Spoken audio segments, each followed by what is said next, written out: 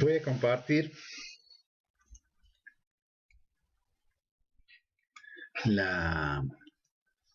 donde vamos. Oh, no, me equivoqué.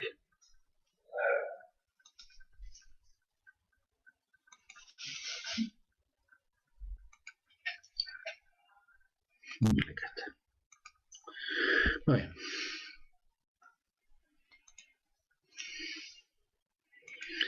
Bueno, vamos a comenzar, vamos a repasar un poquito la ley de Ampère para después ver una aplicación, mejor dicho, dos aplicaciones de la ley de Ampère.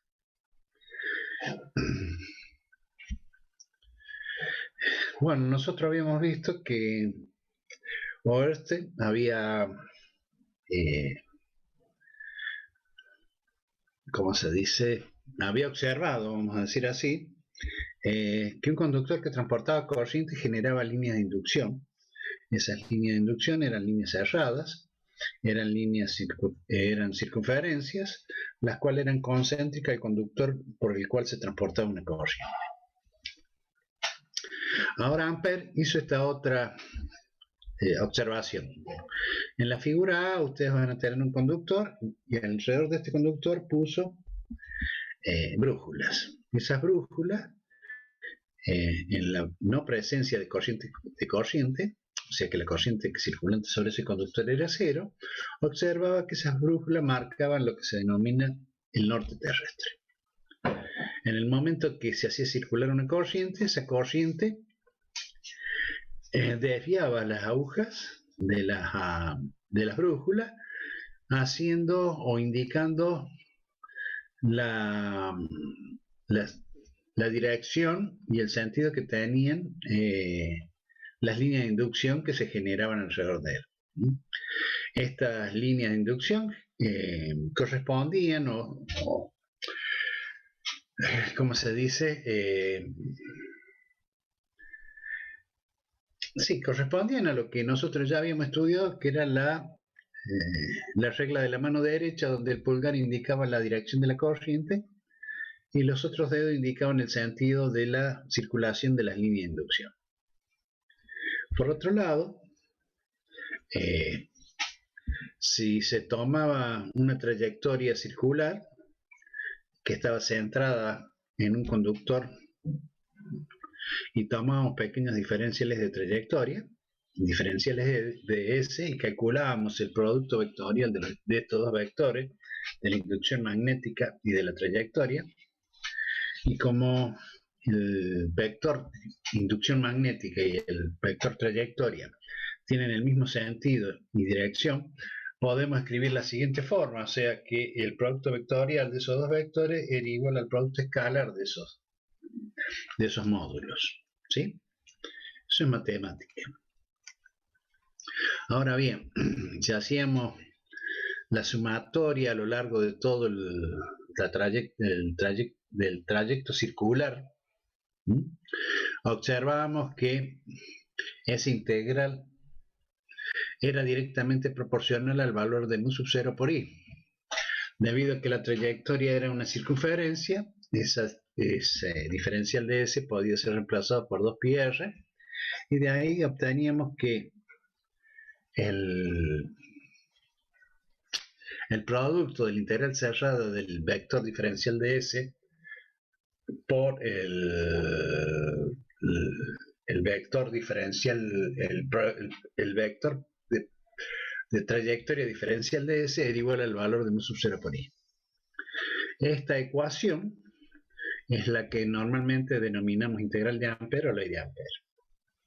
Esta integral de línea del campo magnético a lo largo de cualquier trayectoria cerrada siempre va a ser igual al valor de mu sub 0 por i, donde I va a ser la corriente total estable que pasa a través de cualquier superficie cerrada delimitada por una trayectoria. La integral de Ampère facilita calcular campos en configuraciones muy simétricas, ¿no? Y para lograr con éxito la aplicación de esta integral deben cumplirse las siguientes cosas.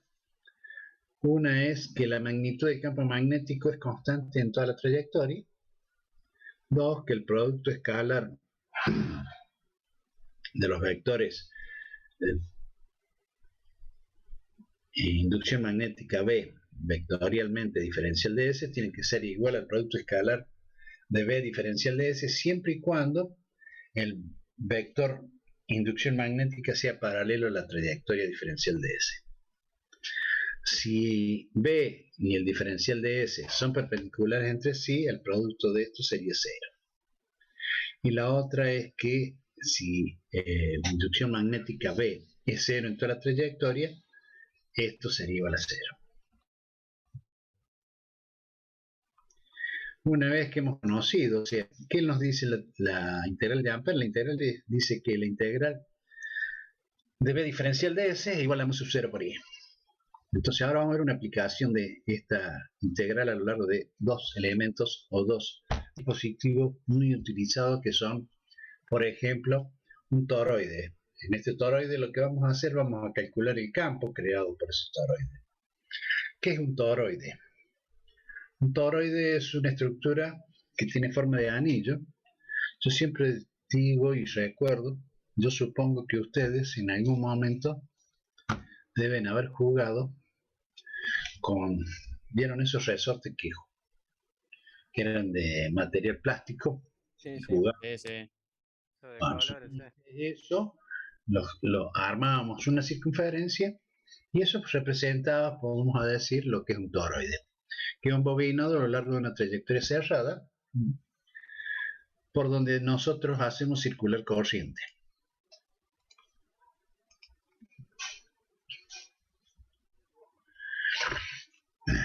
A la distancia vamos a tomar un valor medio de radio y el campo va a ser tangente a la trayectoria esa que hemos trazado con el radio del campo, perdón, la trayectoria. Esta trayectoria va a representar el radio medio de este toroide, donde se va a concentrar las líneas de inducción magnética, van a estar en el interior del toroide, y el campo va a ser tangente a esa circunferencia punteada. Y vamos a ver qué va a variar con la inversa del radio ese.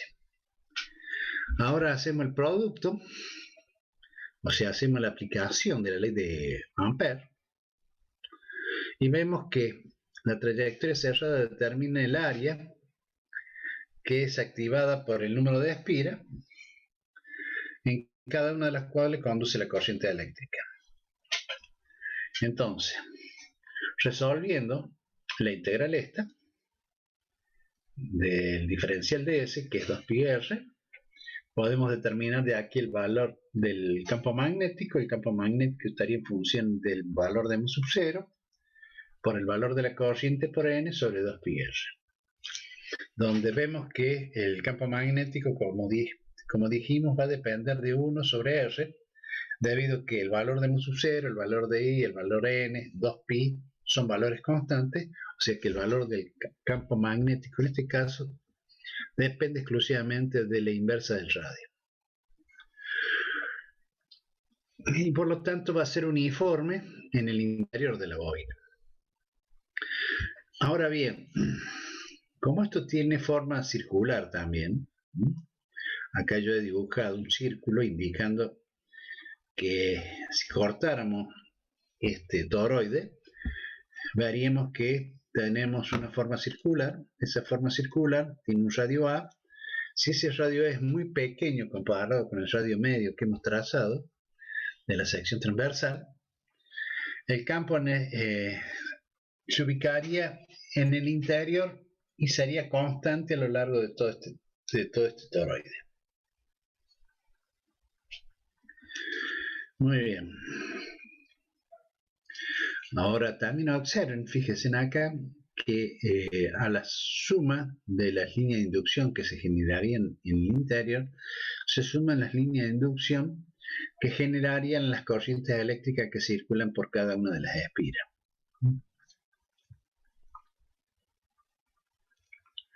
Muy bien. ¿Preguntas sobre esto?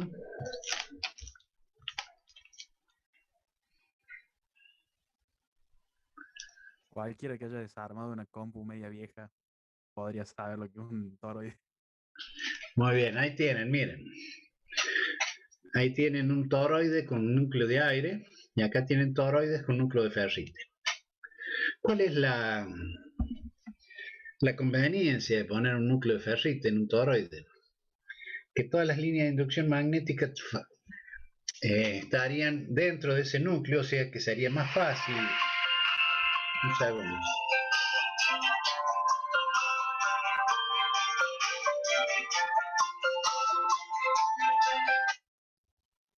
Sí, hola.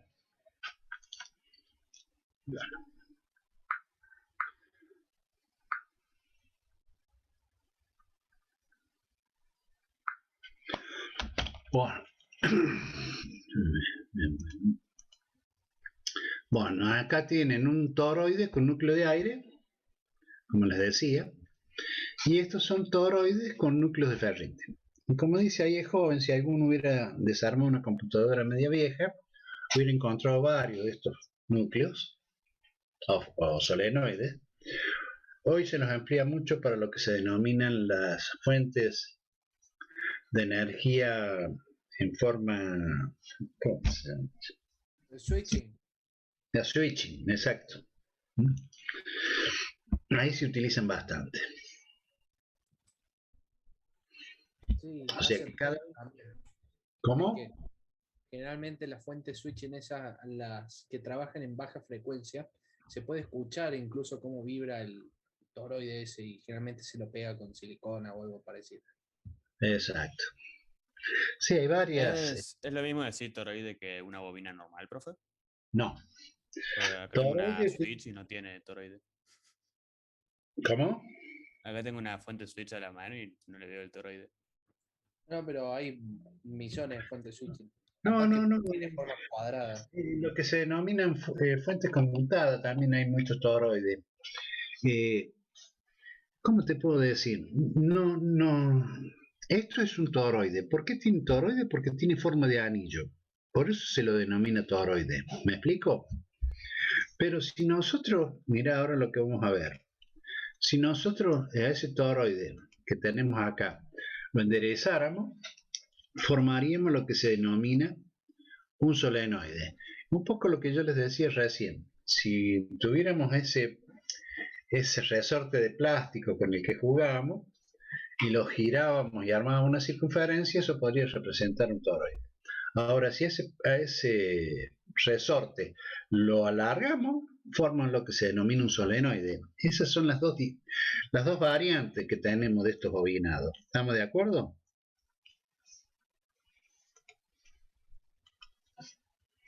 Vamos entonces a hacer el análisis de este solenoide. Toroide sería la figura geométrica. Nombre. ¿A qué te referís con la figura geométrica? Al la esfera, ¿cómo se llama? El cilindro este girado. No. ¿Cómo este cilindro girado? El campo El que magnético. estábamos mostrando recién, el de la bobina, digo, se llama toroide por la figura geométrica. De forma. Un toroide es esto. O sea, ¿qué es? Lo que pasa es que estos anillos son circulares, o sea, son ferrites, ¿no? Normalmente se denominan ferrites. ¿Sabes lo que es un ferrite? Sí, los he usado. Ok. Sobre ese ferrite se bobina el toroide, que es lo que nosotros estamos viendo acá. ¿Estamos? Sí. O sea, tienen una forma de anillo. Y el solenoide no tiene forma de anillo, es un bobinado helicoidal que normalmente se designa, o se lo llama de esa forma. Sí, la forma en sí da el nombre de toroide, o la forma en sí da el nombre de solenoide. Pero un poco yo quería hacer mención recién que vamos a hablar del solenoide, ¿Y saben dónde tienen solenoides? Los que son electrónicos. Los solenoides están muy bien dispuestos, se utilizan bastante en lo que se denominan válvulas. Esas válvulas pueden ser de aire, pueden ser de combustible, pueden ser de agua.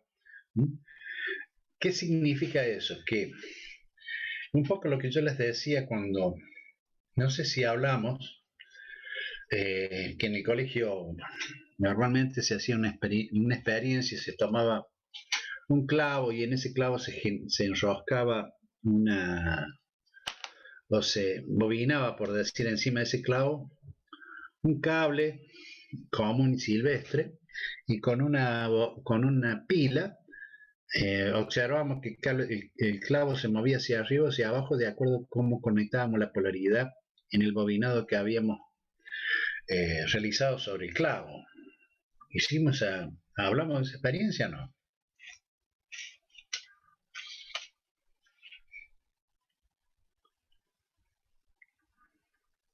Me parece, Me parece que no, profe. No, creo que no. Bueno, yo supongo que ustedes en algún momento, a lo mejor en el colegio primario, en el colegio secundario, hicieron o tomaron una forma de mostrar a los profesores era decirnos, bueno, traigan para la próxima clase un clavo y 1 metro de cable de, vamos a decir, de 0,5. ¿Estamos de acuerdo? Entonces llevamos el clavo, que era un clavo grande, y llevábamos el cable, y llevábamos una pila de 1,5 voltios. Entonces, ahí lo que hacíamos era bobinar sobre el cable, bobinar sobre el clavo, el cable. Y en los dos extremos lo pelábamos y lo conectábamos a la batería. Cuando lo conectábamos a la batería, el clavo se deslizaba hacia un lado o hacia el otro. Todo dependía de la polaridad con la que estábamos alimentando el bobinado ese. ¿Entienden? Esa era una forma de mostrar, ¿no?, de la aparición de un campo magnético debido a la presencia de una corriente eléctrica sobre un conductor. En este caso, cuando hablamos del solenoide, el hecho de que el clavo se mueva para un lado de acuerdo a la polaridad es la forma en que se abre o se cierra una válvula. Normalmente una válvula podríamos decir que es algo similar a esto.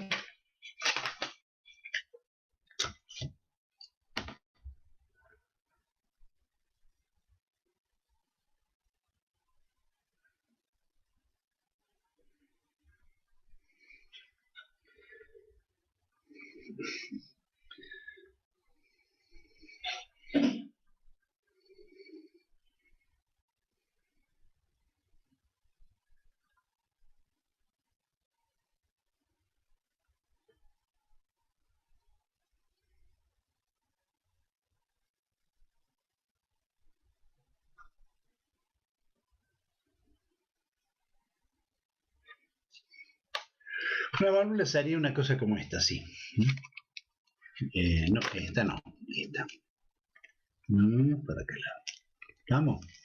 Esa sería una válvula. En ese momento la válvula está normalmente abierta, o sea que si hubiera líquido circulando por acá o gas, por acá saldría el líquido o el gas que lo podríamos comunicar a otro sector. ¿Entienden lo que digo? En un momento determinado quiero cerrar, que no salga más, alimento y automáticamente esto bajaría cerrando la perforación que permite la salida del líquido. ¿Vamos? Eso sería una válvula. Otra forma es a través de lo que se denomina un relé o un contactor. Normalmente ese relé, si no está alimentado, tiene un contacto que se denomina contacto normalmente abierto y otro normalmente cerrado.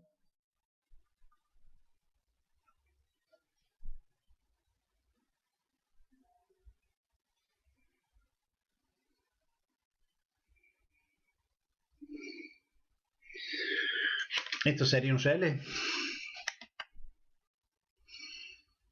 Esto que tienen acá abajo sería un relé. Este es lo que se denomina el común. Acá supónganse que queremos alimentar con tensión algún equipo. Acá ponemos la tensión en positivo. Este contacto, cuando el relé no está activado, se denomina normalmente cerrado y este normalmente abierto. Lo que yo podría decir, bueno, voy a poner acá el circuito que yo quiero activar. Entonces, al poner yo el circuito que quiero activar, yo acá tengo la bobina, le coloco tensión a la bobina actúa, hace que este contacto baje, cierres ese contacto y de esa forma alimento un circuito. ¿Entienden? Esa sería la función de un solenoide. Vamos a ver cómo funciona el solenoide. Ese solenoide es un arrollamiento en forma de hélice y el campo magnético va a estar en el interior del solenoide. Va a ser bastante uniforme. Si las espiras están muy juntas, cada uno puede considerarse como una vuelta circular. O sea, observen que no solamente la circulación de la corriente por la bobina, o mejor dicho por el solenoide, va a generar este campo magnético, sino también se va a sumar a ese campo magnético el campo desarrollado por la corriente a través del arrollamiento. En la parte exterior el campo va a ser débil, casi cero, y cuanto más vueltas tenga,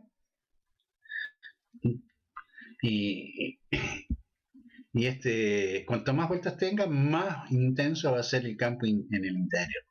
Esto se asemeja bastante a lo que sucede con un imán, donde tenemos el polo norte y el polo sur. Y si observamos, las líneas de inducción en este caso saldrían en la parte del imán, pero las líneas de inducción acá se mantienen todas en el interior del solenoide. Para hacer un estudio más fácil, cortamos el solenoide, donde las cruces van a indicar cómo ingresa la corriente y los puntos cómo sale la corriente. Vamos a trazar un rectángulo, donde este es el lado 1, este es el lado 2, el lado 3 y el lado 4. Y este va a ser el campo magnético en el interior del solenoide. Esto va a tener un largo y va a tener un ancho. ¿Qué observamos? Si queremos saber cuánto vale el campo magnético creado en un solenoide, lo que hacemos es hacer el análisis este. En el campo 3, o sea, en el lado 3, la integral de Ampere sería 0, debido a que acá no habría presencia de inducción de campo magnético. En el lado 2 y en el lado 4, ¿qué sucedería? Que la trayectoria diferencial de S sería perpendicular a las líneas de campo magnético, por lo tanto, en el lado 2 y el lado 4, la integral de Ampere sería 0. El único lugar donde sería válido la integral de Ampere sería en el lado 1, donde la trayectoria con el campo magnético coincidirían, serían paralelos, por lo tanto ahí la trayectoria sería igual a L, por lo tanto esto me quedaría que esto es B por L.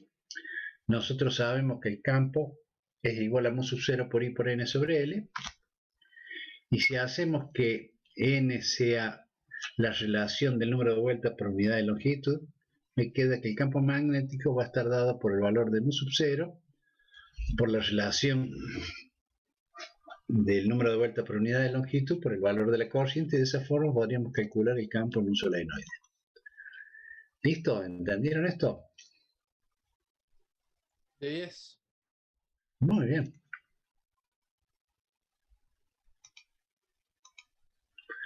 Muy bien.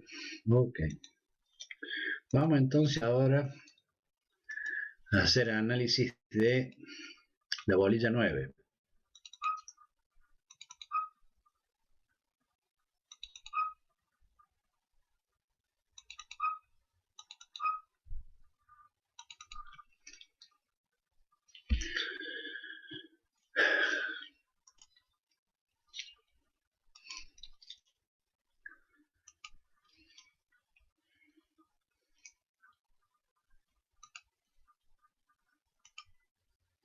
Ahí vamos a comenzar a ver la unidad 9, que es lo que se denomina inducción electromagnética. Vamos a comenzar estudiando lo que son las leyes de Faraday, o mejor dicho, la ley de Faraday. Para eso vamos a hacer el análisis sobre 3 situaciones distintas. Primero tenemos un conductor, el cual está dentro de un campo magnético, que es entrante en este caso a la pantalla. Este es el conductor, y este conductor lo animamos de velocidad. Al animarlo de velocidad, las cargas libres que tiene este conductor se ven afectadas por una fuerza, que es la fuerza magnética.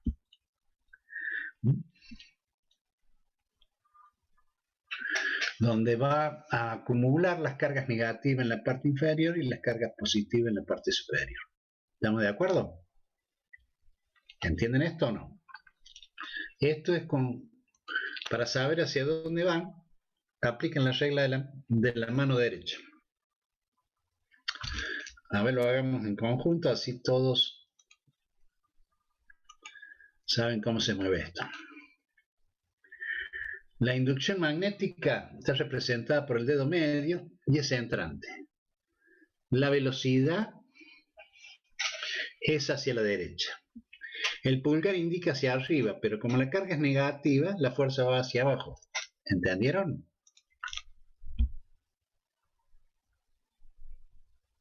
Pues pongo el gráfico de nuevo, un segundo. Mira, la velocidad es el dedo índice, va hacia allá. El dedo medio indica el campo magnético, que es entrante. Y el pulgar indicaría la fuerza, que está indicando hacia arriba. Pero en realidad, el hecho de que esta carga es negativa, la fuerza va hacia abajo.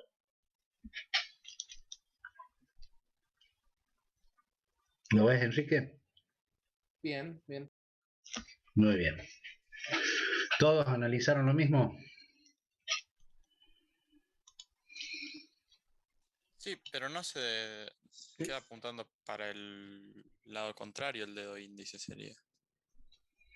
Sí, o sea, normalmente queda esto así.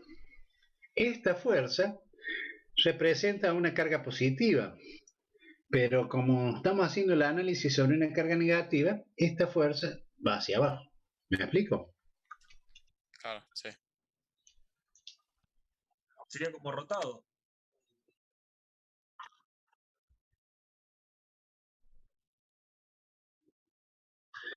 Sí, más o menos sí. Algo similar a eso, pero no quiero entrar en esa discusión, Bragues. Sí, sí, sí.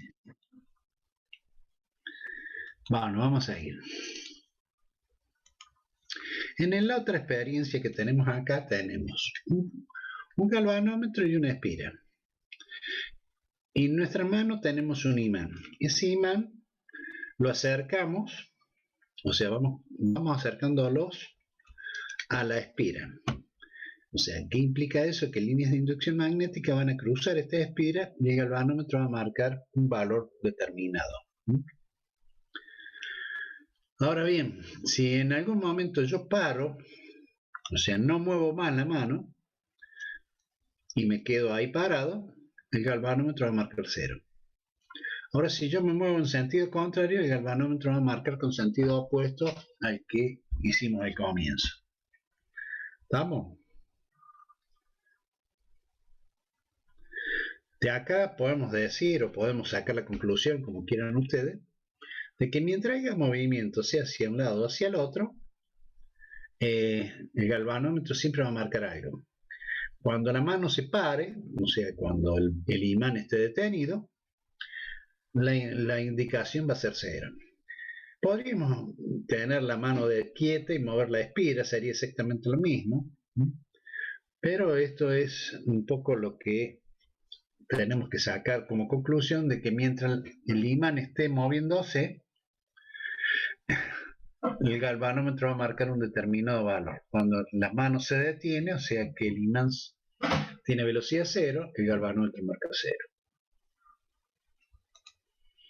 Y por último, vamos a analizar este circuito donde tenemos una batería, un interruptor, un anillo, que ese anillo va a ser un anillo de hierro, y donde tenemos conectado una bobina primaria y una bobina secundaria.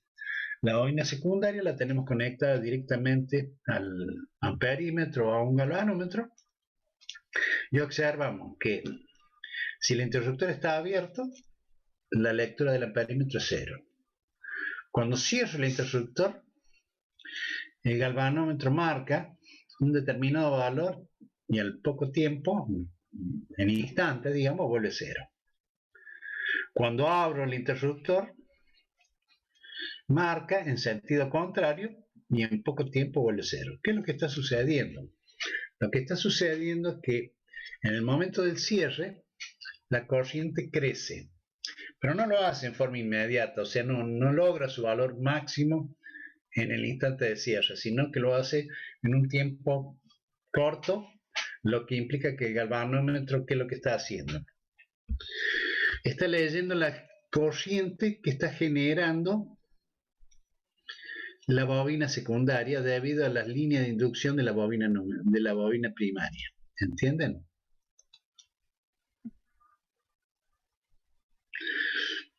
Yo cierro el interruptor y el galvanómetro marca hacia un sector y luego vuelve 0. ¿Qué sucedió? Que en el momento del cierre, la corriente empieza a crecer. No lo hace en forma instantánea y logra su valor máximo, no. Empieza a crecer y en ese crecimiento se va generando un campo magnético. Ese campo magnético se va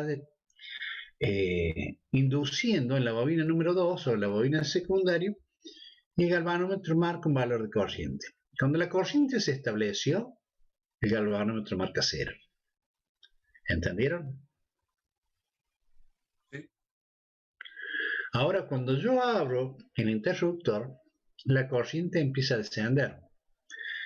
Al descender hay una variación de flujo, y esa variación de flujo hace que el galvanómetro marque en sentido opuesto al inicial, y cuando la corriente cese 0, el galvanómetro marca 0.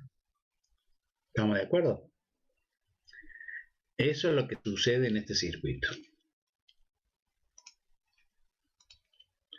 Ahora bien, de acá vamos a sacar una conclusión a la cual arribó Faraday. Dice que un campo magnético que varía con el tiempo puede generar una corriente eléctrica. Si el campo se establece, no genera corriente. Y acá hacemos el análisis de que en el caso B, que es donde se movía el imán a través de nuestra mano, también podría suceder que si moviéramos la espira. Y en el caso A, que es donde movemos la barra, va a establecerse una corriente mientras el conductor se mueva. Esa corriente se va a establecer dentro del conductor haciendo la separación esa de carga. ¿Estamos de acuerdo? Sí.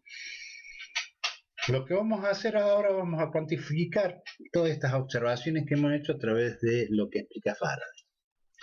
Para eso vamos a definir una nueva magnitud llamada flujo magnético.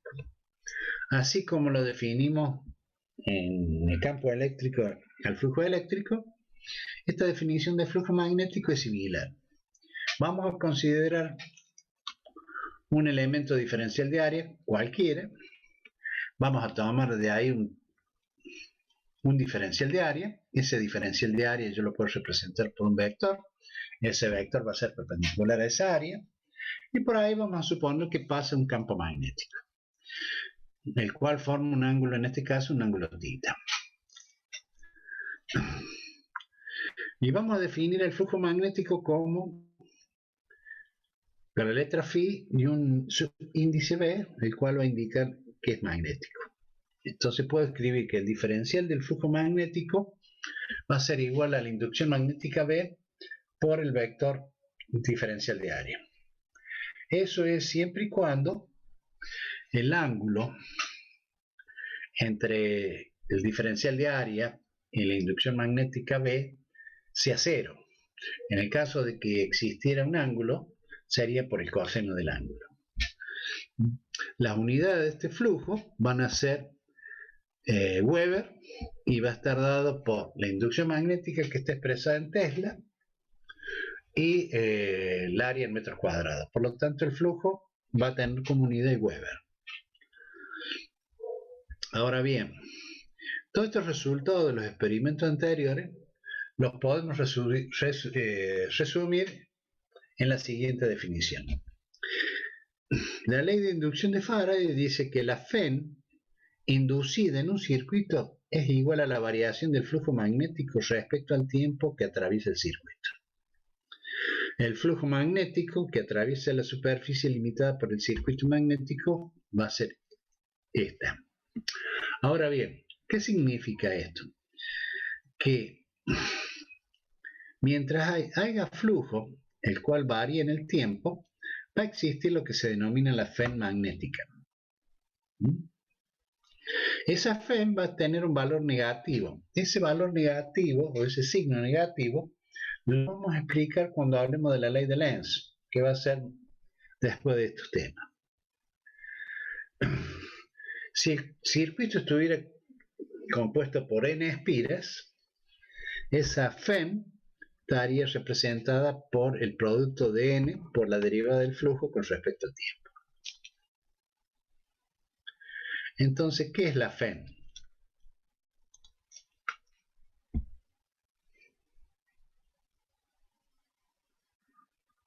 ¿Cuándo se da la FEN? Cuando existe un flujo magnético. Sí, ¿cómo tiene que ser ese flujo magnético? Variable en el tiempo.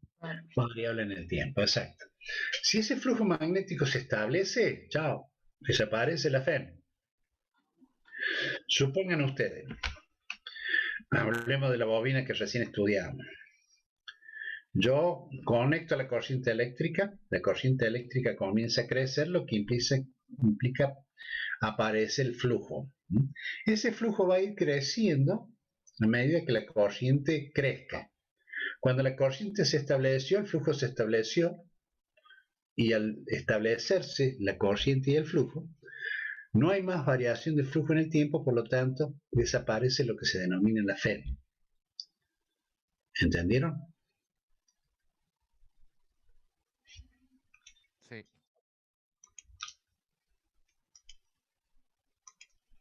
Muy bien. Supongamos lo siguiente. Yo tengo una esfera. Esa esfera la introduzco dentro de un campo magnético. Tomo un pequeño diferencial de área de esa esfera, lo reemplazo por un vector. Ese vector, recuerden que va a ser perpendicular a esa área. Y veo que hay un ángulo θ entre la inducción magnética B y el diferencial de área. Por lo tanto, ese campo magnético va a ser constante o uniforme y el flujo va a ser igual a la integral entre el campo magnético y el diferencial de área. Puedo reemplazar ese vector diferencial de área por su diferencial coseno de θ. Tanto el flujo como el coseno de θ son valores constantes. Integro el diferencial de área y me da que el flujo es igual a la inducción magnética B por el área por el coseno de θ.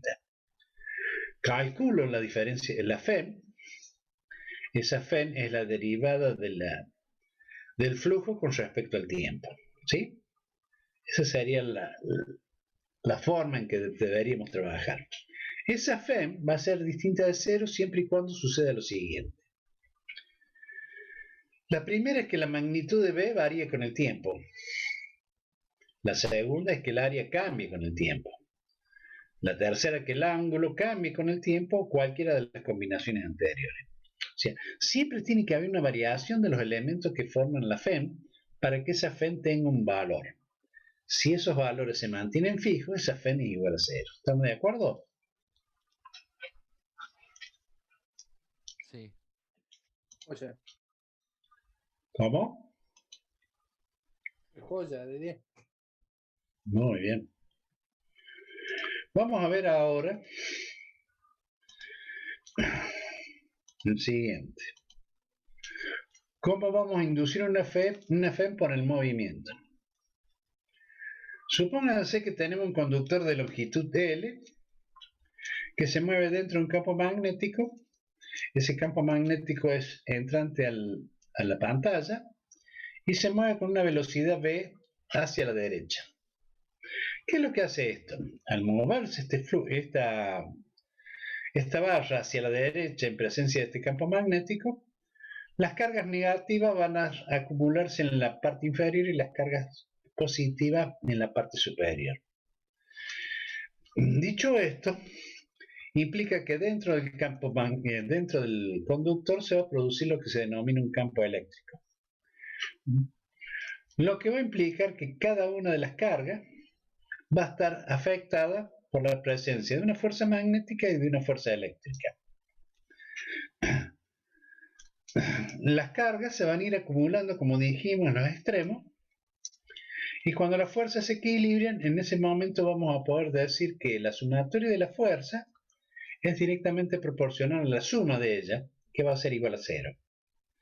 De acá yo puedo decir que el campo eléctrico está en función de la velocidad con la que se mueve la barra por el valor del campo magnético presente. Ese campo eléctrico dentro de la barra va a ser uniforme, por lo tanto yo lo puedo relacionar con una diferencia potencial. Esa diferencia potencial va a estar dada en función del campo eléctrico por la longitud L, o lo que es lo mismo, por el valor de la velocidad con la que se mueve la barra, por el campo magnético presente por la longitud L. Y siempre en este caso, que se mueva a la derecha, el extremo superior de la barra va a ser positivo. Esto va a suceder siempre y cuando el conductor se esté moviendo. En el momento que se detenga ese conductor, todo esto se restablece. Y ahora si lo moviera hacia la izquierda, sucedería lo inverso de lo que veníamos hablando. O sea, todas las cargas negativas estarían en la parte superior, las cargas positivas en la parte inferior. Los campos tendrían distintas direcciones, perdón, el campo eléctrico tendría una distinta dirección y podríamos hacer algún análisis. Ahora vamos a suponer que coloco dos barras, sobre esas dos barras, asiento la barra con la que estoy haciendo el análisis, coloco una resistencia uniendo las barras que he agregado y ahora muevo esta barra hacia la derecha. Hemos dicho que si la movemos hacia la derecha, la parte superior de esa barra se van a concentrar las cargas positivas y acá se van a concentrar las cargas negativas.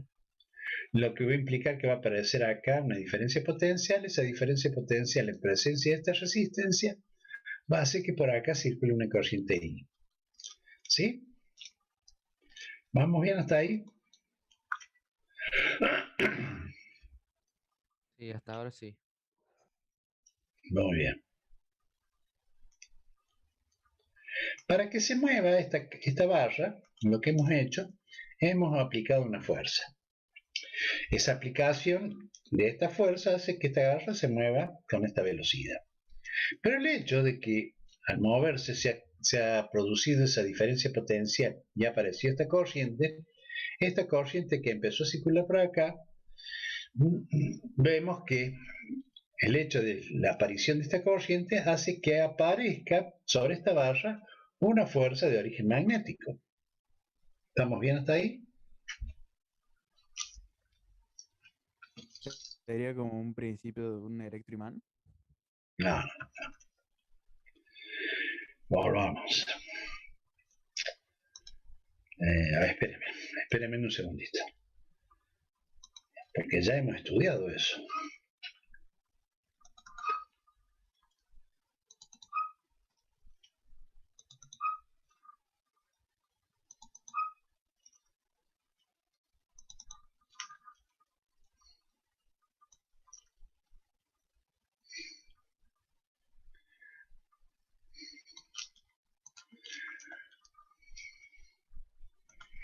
Nosotros la clase pasada estudiamos lo siguiente, les muestro.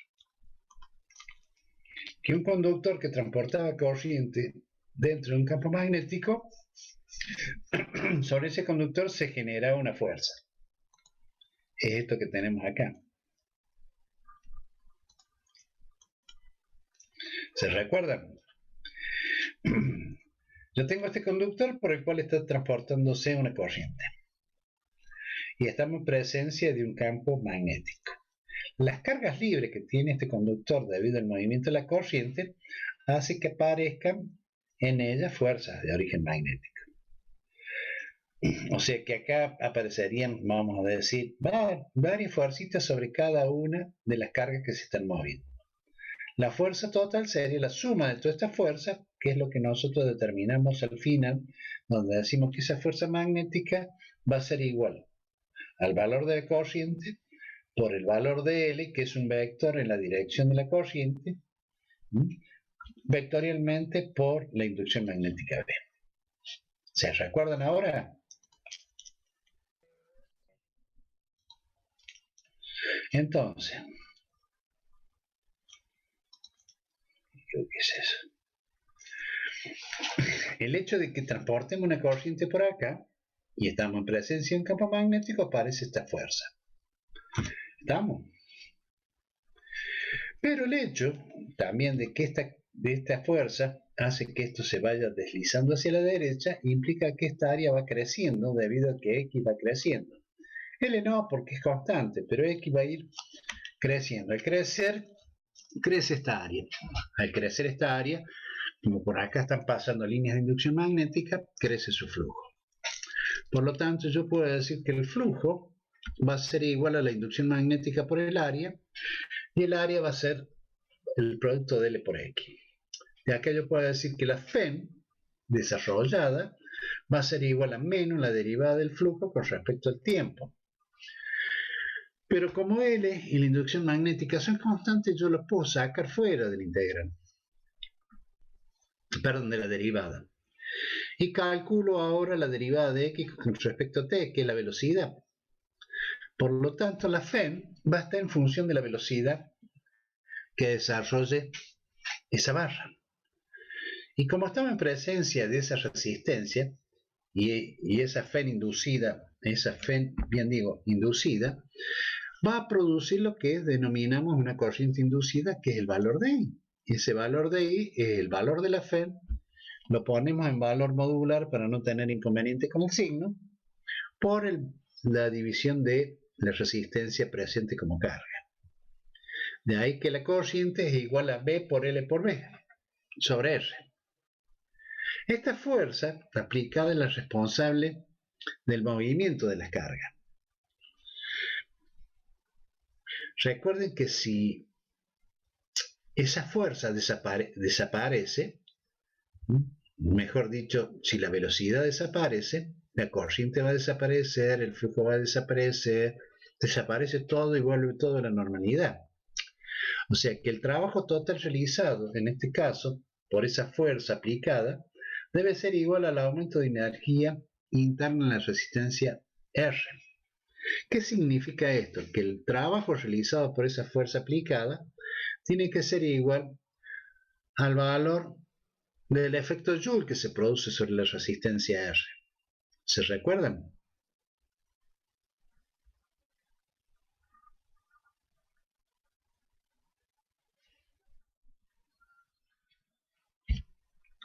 ¿Sí o no? Sí.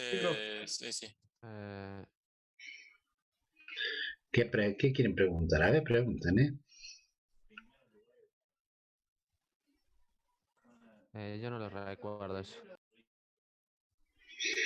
Vos recordás que teníamos un circuito el que estaba formado por una batería y una resistencia y un interruptor. Cuando cerrábamos el interruptor, la corriente comenzaba a circular y circulaba por la resistencia. El hecho de la circulación de esa corriente dentro de la resistencia, y como su nombre lo dice, resistencia se opone al paso de la corriente. Esa oposición hacía que dentro de esa resistencia habría cargas las cuales serían animadas por la velocidad perdón, serían animadas de energía cinética, animadas de energía de rotación, animadas de energía de traslación, animadas del spin de un electrón, por ejemplo. Todas esas energías estarían en juego en ese momento que está pasando la corriente por la resistencia. Esa energía que se pone en juego se vería reflejada en la resistencia en forma de energía térmica o calor. No es que la resistencia se va a poner al rojo vivo, pero va a tomar su temperatura debido a este fenómeno interno que se produce. ¿Lo recordás ahora, Marcos? ¿Eso era lo que tenía que ver con la potencia? ¿Puede ser? Eso es lo que tiene que ver con la potencia eléctrica. La potencia eléctrica vendría a ser lo que se denomina la ley de Joule. Claro, sí. Ahí lo recuerdo. Muy bien. Puede ser I cuadrado por R. Podía ser I cuadrado por R, podía ser B cuadrado sobre R, podía ser B por I. Cualquiera de las tres ecuaciones eran válidas para hacer ese cálculo. ¿Estamos? Ahora bien, miren lo que vamos a decir. Si esta fuerza mueve a la barra y en la velocidad con la que se mueve llega a ser constante, eso va a implicar que la fuerza aplicada va a ser igual a la fuerza magnética producida sobre el conductor que se está moviendo. En ese caso, las dos fuerzas estas serían iguales. ¿Qué significa eso? Significa, perdón, quería mostrar otra cosa. Significa esto, o sea, cuando esta fuerza y esta fuerza son iguales y la velocidad con la que se mueve esa placa, o mejor dicho, ese conductor, es constante, va a implicar que ese par de fuerzas, magnético y aplicado, son dos fuerzas de acción-reacción. O sea que aquí se cumple nuevamente la tercera ley de Newton. ¿Estamos de acuerdo? Eso es válido solamente si la velocidad con la que se mueve esa barra es constante. ¿Estamos de acuerdo? Por el otro lado, podemos calcular la potencia. ¿Se recuerdan que la potencia instantánea estaba dada por el valor de la fuerza multiplicada por su valor de velocidad? Mecánicamente, ¿no? Sí, sí. Entonces, yo puedo decir que esa potencia instantánea va a ser igual a la fuerza aplicada por la velocidad.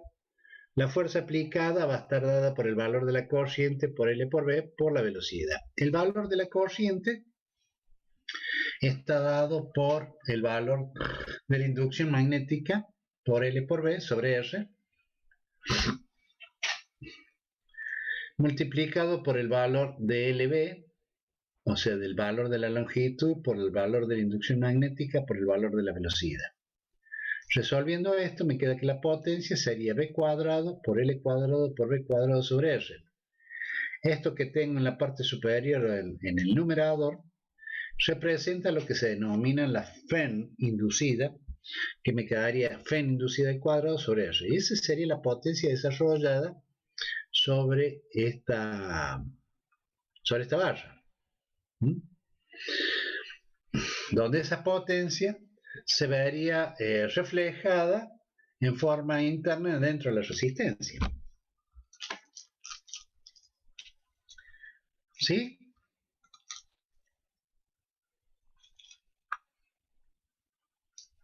Yes. Muy bien. Bueno, nos va a quedar para el martes que viene lo siguiente. El martes que viene vamos a ver la ley de Lenz, la que nos va a permitir determinar ese valor negativo o ese signo negativo de la Fen. Nos va a decir por qué va a aparecer ese signo negativo.